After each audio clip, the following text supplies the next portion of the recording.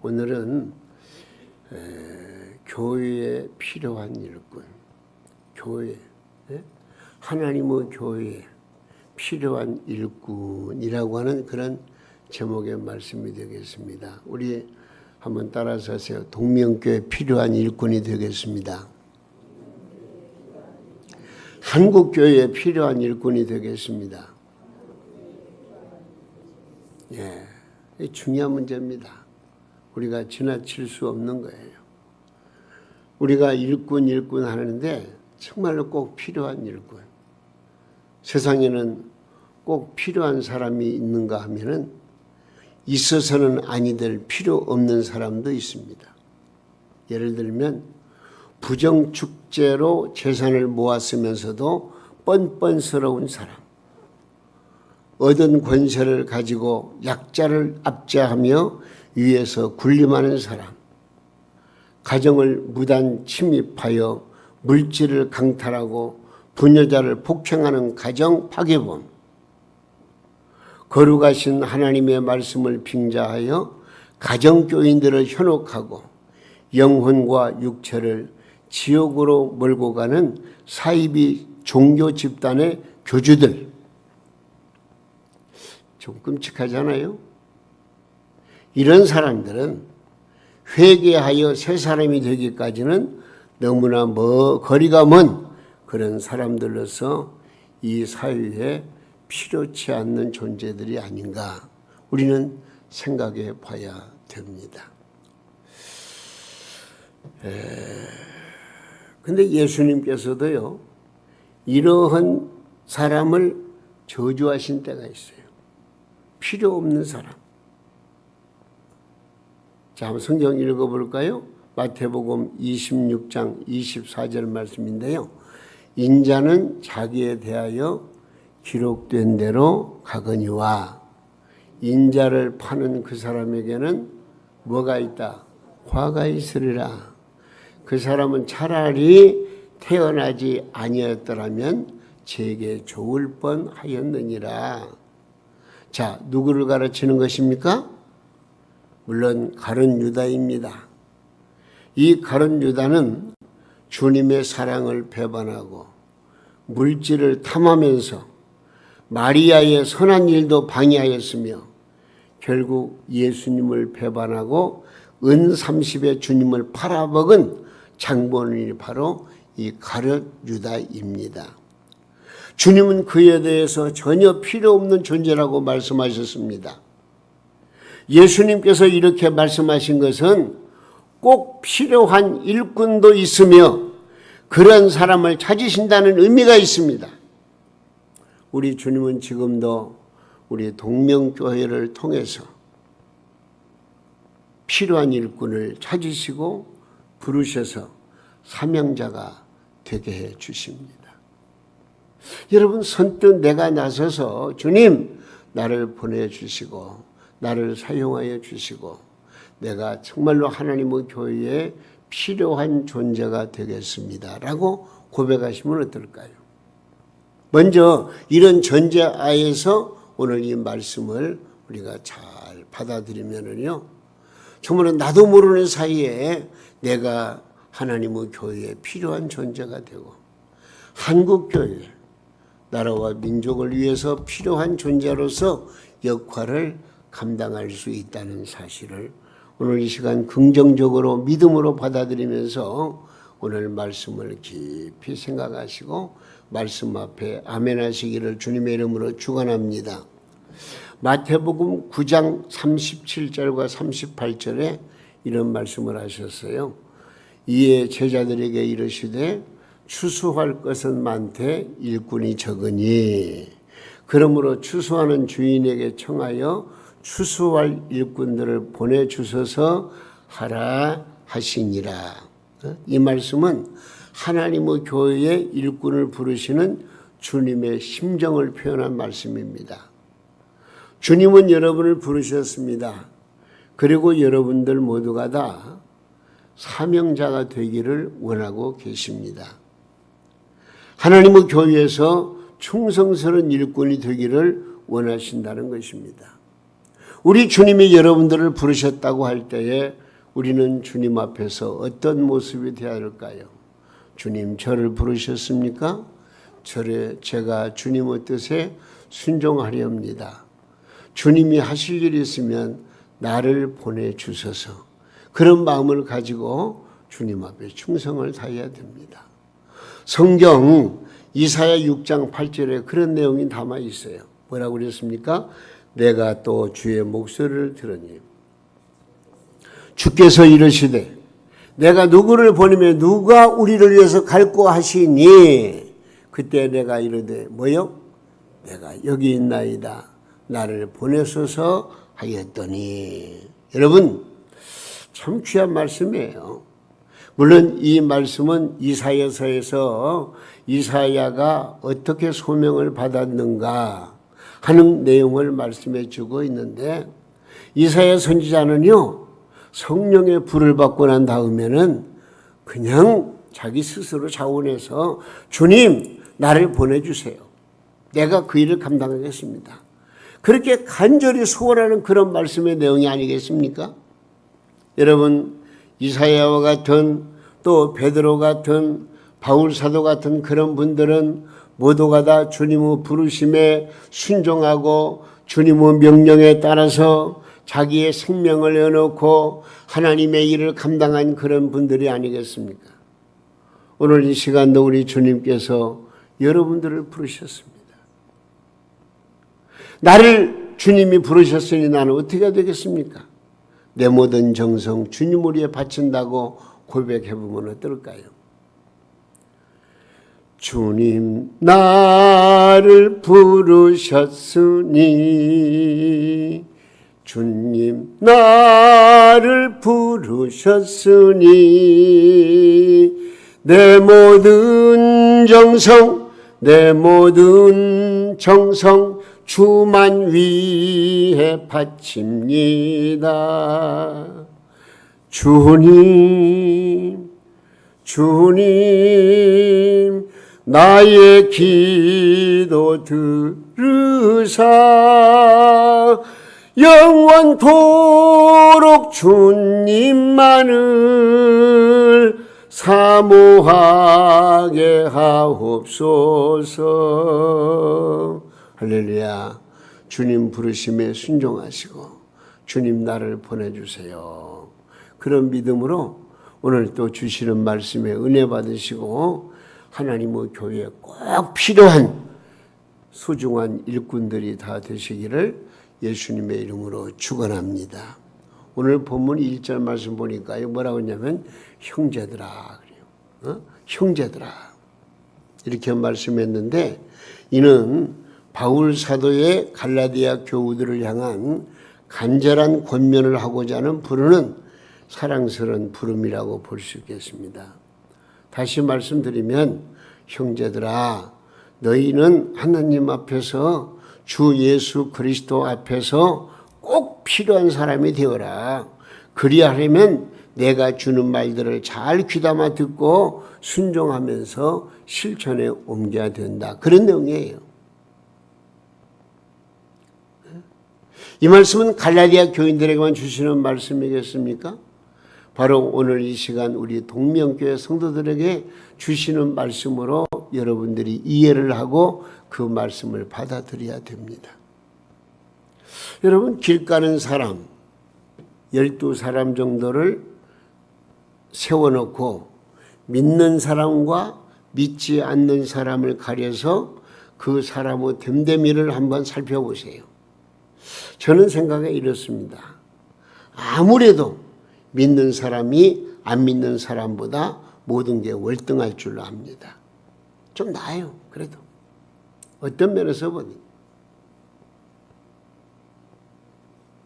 그런데 예수 믿는 사람이 예수 믿기 전에는 믿지 않는 사람보다 더 많은 죄를 범했을 거 아니냐 저는 그렇게 생각합니다. 왜냐하면 주님은 죄인을 부르실 때에 죄를 많이 범하는 사람이기 때문에 먼저 나를 주님 앞에 불러주시지 않았겠느냐.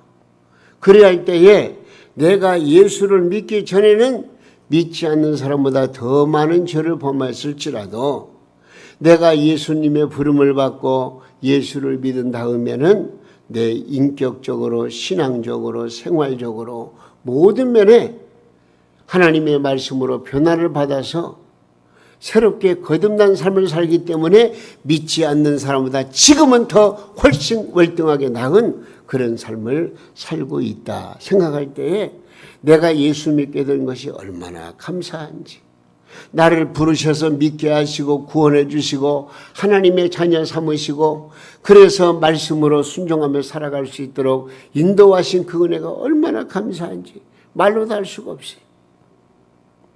여러분, 자, 무슨 말인 줄 아십니까? 교회에 꼭 필요한 사람은 이 사회에서도 꼭 필요한 사람이 되는 것입니다. 따라서 이 세상에 꼭 필요한 일꾼은 하나님의 교회에서 충성스러운 일꾼이 되어야 한다는 말과도 같습니다. 그렇기 때문에 내가 하나님의 교회에서 필요한 일꾼만 되어줄 수 있다면 우리는 이 사회에서도 꼭 필요한 일꾼이 되는 거예요. 그러나 사회에서 필요한 일꾼이 교회에 나오지 않고 믿음 지키지 않으면 하나님의 나라에서는 필요 없는 존재가 되는 거예요.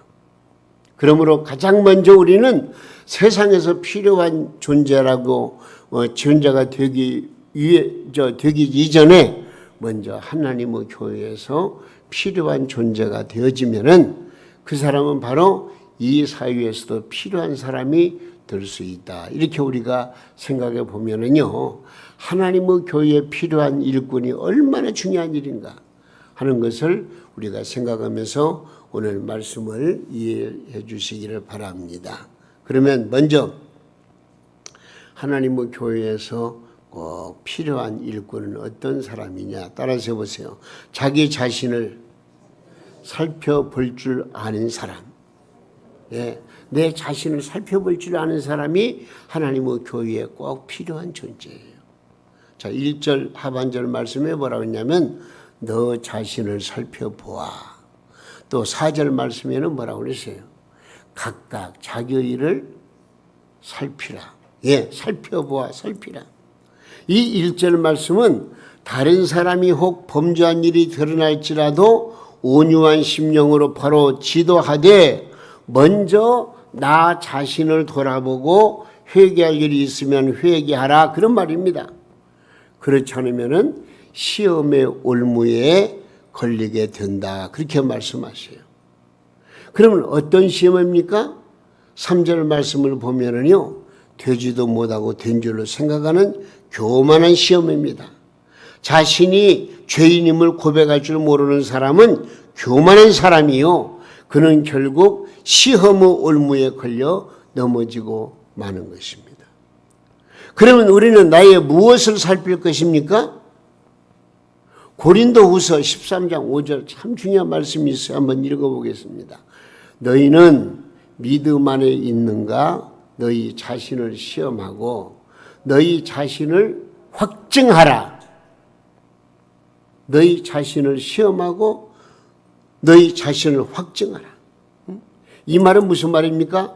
내 안에 믿음이 바로 세워져 있는지 살펴보고 주님 앞에 부끄러운 일꾼이 되지 않도록 고칠 것은 고치고 바꿀 것은 바꿔서 바른 신앙적으로 확실한 증명을 보이라, 그런 내용입니다. 여러분, 내가 과연 하나님을 두려워하는 마음이 있는가? 내가 하나님 앞에 감사하는 마음이 얼마나 있는가? 내가 정말로 하나님을 말씀을 따라 순종하고 있는가? 내가 지금 하나님 앞에 정말로 뜨겁게 기도하고 있는가? 중심으로 감사하고 있는가? 내 자신을 살펴보라, 그 말이에요. 이런 것들이 정리되어야 하나님의 교회에 필요한 일꾼이 되는 거예요. 주일날 오전 예배당 성전만 예배당에 나와서 예배 한번 드린다고 되는 게 아니라 그 말이에요. 잘못하면 우리 하나님께서 이렇게 말씀하세요. 왜 너는 성전 뜰만 밟고 다니냐, 그런 책망을 들을 수도 있어요. 내 중심에 진정으로 하나님 앞에서 회개하는 마음을 가지고 내 자신을 살펴보는 것, 중심으로 살펴보고 잘못된 것은 걸러내고 잘된 것은 더 잘되게 만들고 내 중심이 살아 움직이는 그런 믿음의 삶이 우리에게 필요한 것을 성경은 우리에게 가르쳐주고 있습니다. 여러분, 내 몸에 고장이 없는지, 고질병이 자리 잡고 있는지 살펴봐야 됩니다. 내 몸뚱아리를 살펴보려면 큰 병원에 가서 종합진찰을 받아봐야 알 수가 있습니다. 그러나 나의 영적인 질병은 병원에 가서 고쳐지는 것이 아닙니다. 하나님의 말씀 앞에서 자기 자신을 돌아보면서 하나님의 음성에 귀를 기울여야 하는 것입니다. 구약성경 사무엘하 11장을 보면은요, 다윗의 엄청난 실수와 죄악을 볼 수가 있습니다.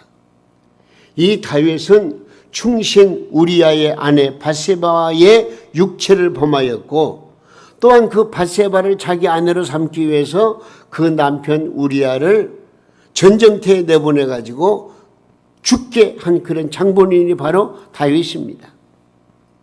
사무엘하 12장에 보니까요, 그 시대에 나단 선지자가 하나님의 명령을 받들어서 다윗을 찾아와 가지고 무슨 말씀을 하느냐, 이 가난한 자와 부자의 비유로 다윗을 깨닫게 한 뒤에 다윗의 가족이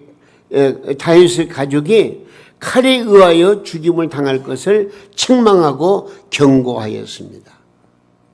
여러분, 다윗은 자신이 사형 선고를 받고 있는 줄도 모르고 큰 소리 치며 유유자적하였지만 듣고 보니 자기는 죽은 목숨이라.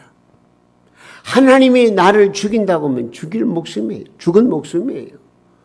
소생할 길이 없어요.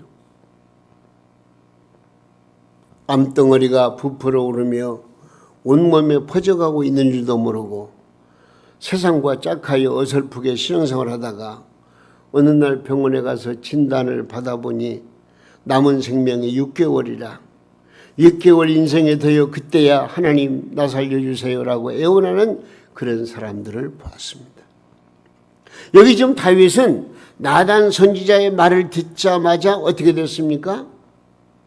내가 무슨 잘못이 있는데, 나 왕으로서 할 일을 했는데, 이렇게 자기 자신을 변명하지 아니하고 나단 선지자가 책망할 때 그 앞에서 그대로 그냥 거꾸러졌어요. 엎드렸어요. 내가 잘못했습니다. 내가 잘못했습니다. 사무엘하 12장 13절 말씀 보니까 이런 말씀이 있어요. 다윗이 나단에게 이르되 내가 여호와께 범죄하였노라 하며, 내가 여호와께 범죄하노라. 다윗은 살려달라고 애원합니다. 다윗은 침상에 눈물을 적시면서 하나님께 회개 기도를 하였습니다. 여기에 대해서 하나님의 음성은 그렇습니다. 하나님의 응답은 내가 너의 죄를 사했노라. 네가 결코 죽지 아니하리라. 할렐루야. 이 회개라는 게 이게 중요한 거예요. 분명히 너는 죽을 수밖에 없다라고 나단 선지자를 통해서 다윗을 책망했는데 다윗이 하나님 앞에 침상을 적시면서 회개하고 하나님께 살려달라고 하니까 하나님께서 그래 내가 내 죄를 사했다 그러는 거예요. 시편 32편 5절 말씀 보니까 다윗이 어떻게 했는가를 말씀하고 있어요. 한번 보세요. 내가 이르기를 내 허물을 여호와께 자복하리라 하고 주께 내 죄를 아뢰고 내 죄악을 숨기지 아니하였더니 곧 주께서 내 죄악을 어쨌다고요? 사하셨나이다. 할렐루야. 여러분, 우리가 잘못된 것이 발견되면은요, 변명하지 마세요. 그냥 내가 잘못했느라고 고백해야 돼요. 회개해야 돼요. 그럼 우리 하나님은 신통하게도 그의 잘못을 용서해 주셔요. 없는 것처럼 씻어 주셔요. 이게 성경 말씀이에요. 우리는 자기가 잘못을 범하고 있어도 뻔뻔스럽게 이리저리 변명만 하고 그래서 자기 생각과 경험으로 모든 일을 해나가는 그런 잘못된 자리에 빠져서는 안 된다는 것입니다.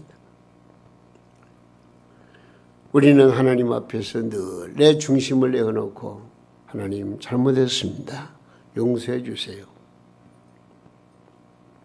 이것이 바로 내 신앙생활에 초점이 되어야 되고 그런 신앙생활을 하는 사람을 하나님께서 기뻐히 받으시고 용서하시고 새 사람으로 만들어주시고 할렐루야. 그래서 교회에 꼭 필요한 일꾼으로 만들어 주신다는 것입니다.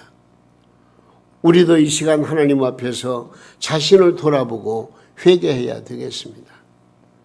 나의 믿음이 어느 위치에 있는지,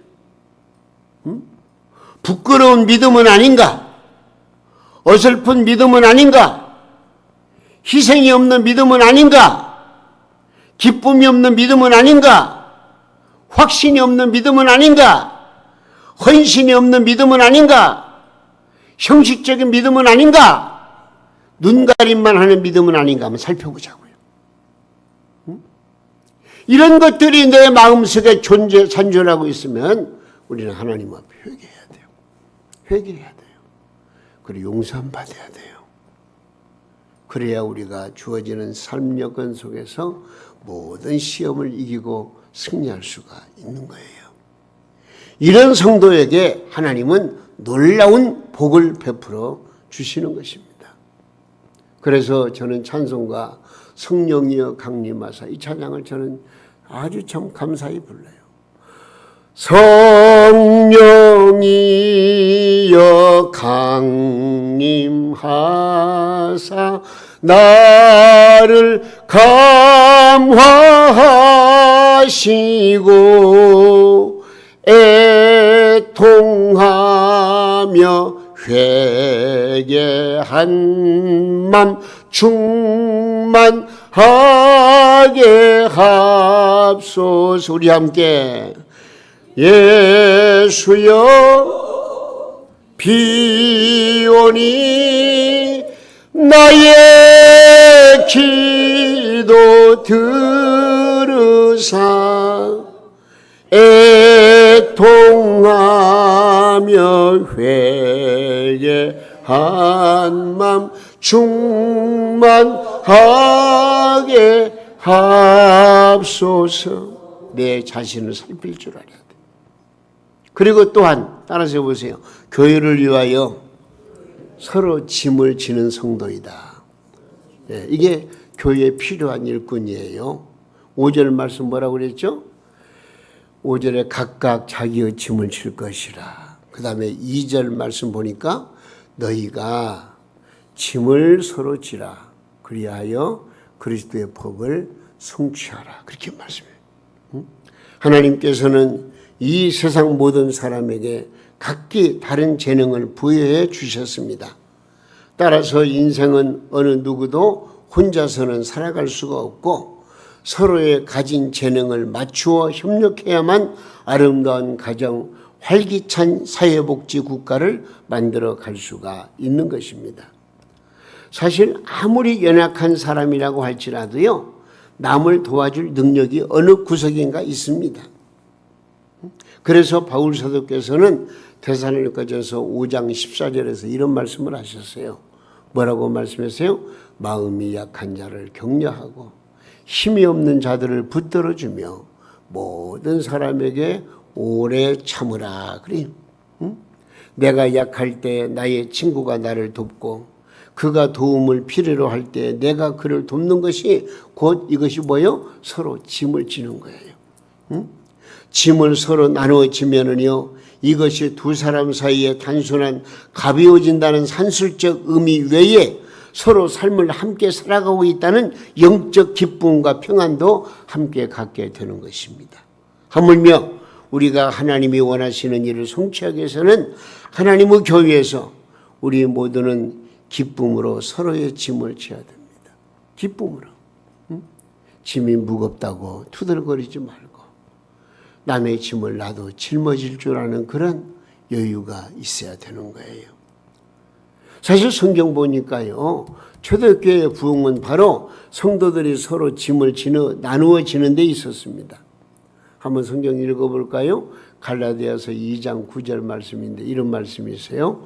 또 기둥같이 여기는 야고보와 게바는 베드로를 말하는 거예요. 게바와 요한도 내게 주신 은혜를 알므로 나와 바나바에게 친구의 약수를 하였으니 우리는 이방인에게 그들은 할례자에게로 가게 하려 함이라.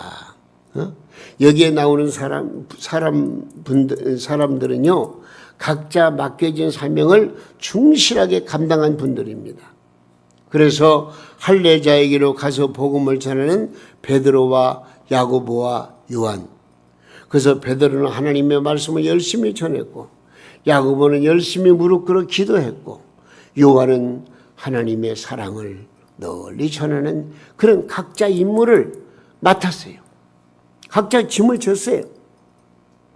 그리고 이방인으로 가서 복음을 전한 바울 사도와 바나바는 순교적 사명으로 아시아와 유럽 전 세계를 향하여 선교의 불을 붙인 것입니다. 여러분, 우리에게도 각자 주어진 짐이 있습니다. 네? 전도해야 하는 짐, 선교를 위해서 주머니를 풀어야 하는 짐, 성전 건축을 위하여 희생해야 하는 짐, 내가 섬기는 교회와 사회를 위해서 봉사하는 짐, 교회와 가정에서 수고하며 모금을 보유하는 짐 등 여러분이 져야 할 짐들이 너무나 많이 있습니다. 사실 이러한 짐들은 힘이 들고 힘에 겹지만 이것은 남에게 미루지 말고 모두 서로 짐을 짊어져야 돼요. 이런 사람이 하나님의 교회에 꼭 필요한, 우리 동명교회는 토요일이 되면은 이제 구역별로 나와서 청소를 해요. 근데 어떤 분들은 내 구역이 아니라 할지라도 미리 나와서 함께 협력해서 청소하는 모습. 이게 서로 짐을 지는 거예요. 내 고집만 부리지 말고 내 역할만 감당하려고 하지 말고 서로 사랑으로 하나 되어서 서로 한 몸 한 뜻 이루어서 주님의 일을 감당하는 것. 이것이 바로 교회를 위해서 서로 짐을 지는 거예요. 한번 따라서 하세요. 목회자와 좋은 것을 함께하는 성도이다. 예, 교회에 필요한 일꾼은 목회자와 좋은 것을 함께하는 성도예요. 6절 한번 읽어볼까요? 뭐라고 그랬어요? 자, 읽습니다. 가르침을 받는 자는 말씀을 가르치는 자와 모든 것을 함께하라. 이야, 여기 말씀을 가르치는 자는요, 옛날로 말하면 사도들이요, 교부들이요, 사제들이며 지금으로 말하면은 목회를 하는 목사들을 말하는 거예요. 근데 여기 좋은 것을 함께 하라고 했어요. 좋은 것은 뭘까요? 물론 내 개인적으로는 좋은 것이라고 하는 것은 가정의 화평, 자녀가 잘 되는 것, 직장이 견고한 것, 내 사업이 잘 되는 것, 내 육체가 강건, 이런 거 많겠죠. 근데 여기서 말씀하고 있는 것은 이런 것도 함께 공유하고 기도해야 될 문제지만은 여기서 말씀하시는 것은 뭐냐? 말씀을 가르치는 자, 즉 주의 종과 좋은 것을 함께 하라고 하셨는데 여기 이 말씀에 주의를 하시기 바랍니다. 그렇다면 이는 분명 목사와 교인들이 어우러지는 하나님의 교회에서 좋은 것이 무엇일까 생각해 보세요. 무엇일까요? 가장 먼저 하나님께 예배드리는 거예요. 이 예배드리는 것을 이 주의 종과 함께하라. 목사와 함께하라는 거예요. 그리고 우리 교회가 양적으로 질적으로 부흥하는 것. 나은 사람 그리스도의 복음을 전해서 성전을 채우는 것. 성도들의 질적인 신앙 향상, 구제, 봉사, 선조, 성전을 받들어 섬기는 성전을 사랑하고 그래서 하나님의 교회를 받들어 섬기는 모든 것. 이것이 좋은 것이라고 여러분들이 이해가 되면은 주의 종과 목사와 함께 하라는 거예요. 좋은 것을 함께 하라는 거예요. 우리는 이런 것들을 이루기 위해서 힘을 써야 되겠습니다. 함께 수고하여 이루어야 되겠습니다. 이 좋은 것들을 함께 이루어 함께 나누는 것, 이것을 여기 6절에서 가르침을 받는 자는 말씀을 가르치는 자와 모든 좋은 것을 함께 하라는 그런 말씀이에요. 여러분, 목사 혼자 힘쓰고 고생한 후에 나누라는 말이 아닙니다. 여러분, 깨달음이 있기를 바랍니다. 깨닫고 아멘하며 하나님 앞에서 바로 서는 자가 하나님의 교회에 꼭 필요한 일꾼임을 여러분 아시기를 바랍니다. 자, 오늘 말씀을 정리합니다. 여러분, 우리는 우리 자신을 돌아보고 살펴가면서 늘 회개하는 마음을 가져야 됩니다. 하나님은 용서하시고 유쾌함과 힘과 용기를 주시는 줄로 믿으시기 바랍니다. 우리는 내 짐은 물론 서로의 짐을 나누어 지고 충성해야 되겠습니다. 하나님께서 여러분의 등 뒤에서 밀어주시며 성령으로 이끌어 주셔서 여러분이 하는 모든 일에 은혜와 복을 부어 주실 줄로 믿습니다. 그리고 주의 종 목사와 좋은 것을 함께하면서 역사를 이루어 나가는 것입니다. 성령으로 심었으니 영생을 거둘 것이며 피곤하지 아니하면 즉 중단하지 아니하면 때가 되면 풍성한 것으로 거두게 될 것이라고 말씀해 주셨습니다. 우리 성도들은 이 시대에 필요한 일꾼, 저는 다음 주일날 이 시대에 필요한 일꾼은 어떤 일꾼인가 하는 그런 말씀을 좀 생각하고 있어요. 그러나 가장 먼저 하나님의 교회에 필요한 일꾼, 하나님의 교회에 필요한 일꾼은 이 시대에도 필요한 일꾼이 되는 거예요. 오늘 이 시간 세 가지 중요한 말씀을 우리가 배웠는데 이 말씀에 순종해서 우리 모두 여러분들의 이름이 빛난 보석처럼 유유히 빛나는 그런 놀라운 은총을 충만히 받아 누리시기를 예수님의 이름으로 축원해 드립니다.